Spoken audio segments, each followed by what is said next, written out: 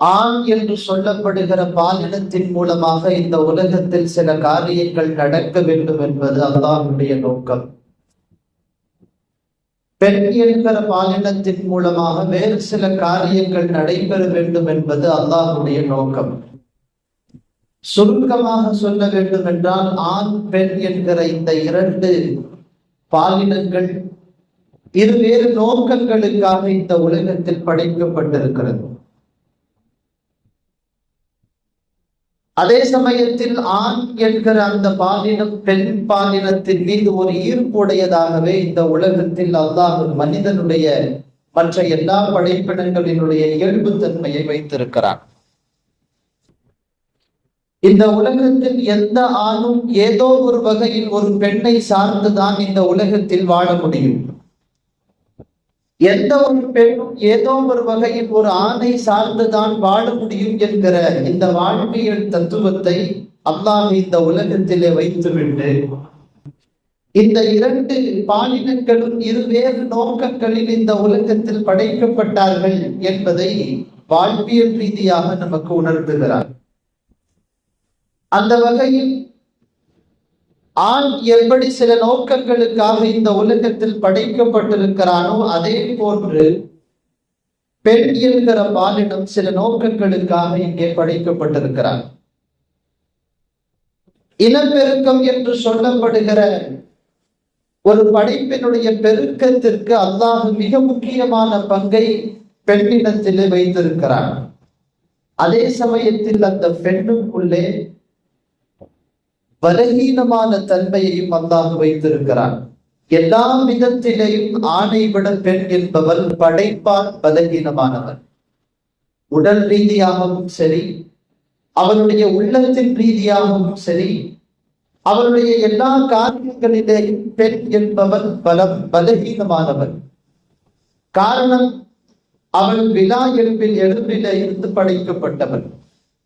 ஆதம் அலைஹிஸ்ஸலாம் அவர்களை அல்லாஹ் படைத்ததற்கு பிறகு எப்படி ஆதம் அலைஹிஸ்ஸலாம் அவர்களை அல்லாஹ் பார்த்து பார்த்து அவர்களை செய்து படைத்தானோ, அந்த மாதிரி ஹவ்வா அலைஹிஸ்ஸலாம் படைக்கப்படலையே. அவர்களின் விலா எலும்பிலிருந்து மிக லேசாக படைக்கப்பட்டு விட்டார். அப்ப இரண்டு படைப்பும் படைப்பு ரீதியாகவே வேறுபட்டிருக்கிற போது, எந்த அடிப்படையிலும் ஆணும் பெண்ணும் ஒரே சமக்கோட்டில் பயணிக்க வேண்டும் என்று நினைக்க முடியாது. பெண்ணுடைய குணாதிசயங்களும் அவருடைய பழக்க வழக்கங்கள், அவருடைய உடலுடைய வாகு எல்லாம் வேறு மாதிரியாக இருக்கும். ஆண் என்பவன் படைப்பு ரீதியாக வேறு மாதிரியாக இருப்பார். இப்படி இருவேறு படைப்புகளாக இருக்கிற இந்த படைப்புக்கு இடையில் இஸ்லாம் சொல்லுகிறது, ஆண்களாகிய நீங்கள் அர்ரிஜாலு கவ்வாமூன அலன் நிசா, பெண்களின் மீது அவர்களுக்கு செய்ய வேண்டிய நிர்வகிப்பு பணிகளை நீங்கள் செய்து தர வேண்டும். நீங்க தான் நிர்வாகிகளாக இருக்க வேண்டும். ஆண்களினுடைய நிர்வாகத்திலே தான் எல்லாம் நடைபெற வேண்டும். பெண்களை நீங்கள் நிர்வகித்துக் கொண்டு போக வேண்டும். அதே சமயத்தில் அவர்களுக்கு தர வேண்டிய உரிமைகளை தந்துதான் அவர்களை நீங்கள் வாழ்க்கையில நகர்த்தி கொண்டு போக வேண்டும் என்று இஸ்லாம் சொல்லுகிறது. அதே போன்று ஒரு பெண்ணை கையாளுகிற போது மிக கவனமாக கையாள வேண்டும். நம்ம எல்லாருக்கும் ஆண்களுக்கு அவர்களுக்கு கீழே ஏதாவது ஒரு வகையில், தாய் என்கிற வகையில், மனைவி என்கிற வகையில், சகோதர சகோதரிகள் என்கிற வகையில், மகள் என்கிற வகையில் நம்மை சார்ந்து ஏதாவது ஒரு பெண் கண்டிப்பாக இருப்பார். அந்த பெண்ணோடு எப்படி கையாள வேண்டும் என்பதை மார்க்கம் சொல்லுகிறது. அவர்கள் மிக கவனமாக கையாளப்பட வேண்டும். நபிகள் நாயகம் ஸல்லல்லாஹு அலைஹி வஸல்லமுடைய தோழர்களில் அன்ஜஷா என்று ஒரு தோழர், அவர் ஒட்டகத்தை ஓட்டுவதில் கை தேர்ந்தவர்.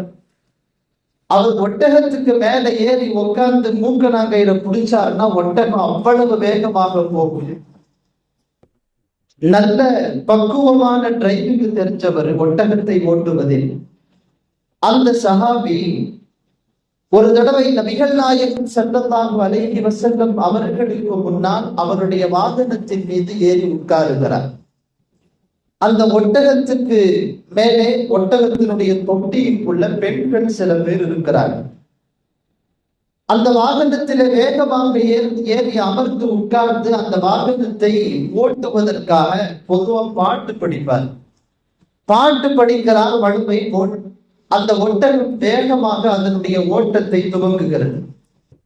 அப்படி வேகமாக ஓடக்கூடிய நேரத்தில் நபிகள் நாயகம் ஸல்லல்லாஹு அலைஹி வஸல்லம் அந்த சஹாபியை அன்ஜஷா ரலியல்லாஹு அன்ஹுவை பார்த்து ரசூல் ஸல்லல்லாஹு அலைஹி வஸல்லம் சொன்னார்கள், ருவைதையா அன்ஜஷா ரிஃப்கம் பில் கவாரி, அந்த தொட்டிக்குள்ள இருக்கிறது கண்ணாடி, அவைகளை பத்திரமாக கொண்டு சென்றுங்கள் என்று சொன்னார்.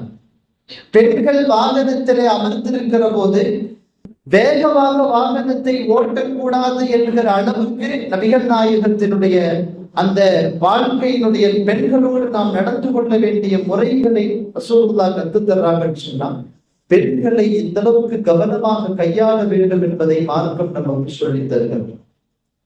பொதுவா ஒரு பொருள் பத்திரமா கொண்டுட்டு போகணும்னா பார்சல் கண்ணாடி ஜாக்கிரதை, கண்ணாடி கவனம்னு எழுதுவோம் இல்ல, அந்த மாதிரி பெண்கள் என்பவர்கள் கவனமாக கொண்டு செல்லப்பட வேண்டியவர்கள் என்கிற அழகான கருத்தை நபிகள் நாயகம் ஸல்லல்லாஹு அலைஹி வஸல்லம் அவர்கள் இந்த வார்த்தையின் மூலமாக அந்த சஹாபிக்கு உணர்த்தினார்கள்.